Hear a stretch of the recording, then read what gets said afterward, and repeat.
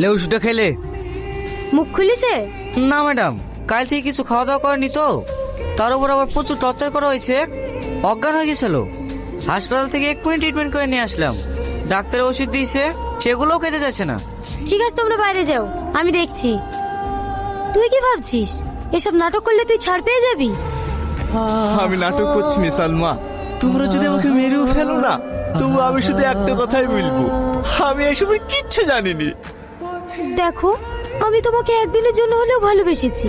তুমি এভাবে পড়ে পড়ে মার খাচ্ছ, কষ্ট পাচ্ছ, আমার খারাপ লাগছে না বলো? তোমার অ্যাকাউন্ট থেকে এতগুলো টাকা ট্রান্সফার হয়েছে, তার সমস্ত এভিডেন্স আমাদের কাছে আছে। তোমার বাঁচার আর কোনো উপায় নাই।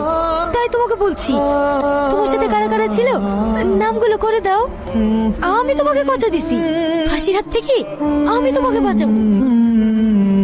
আচ্ছা সালমা, আমি যদি শব্দ স্বীকার করিলি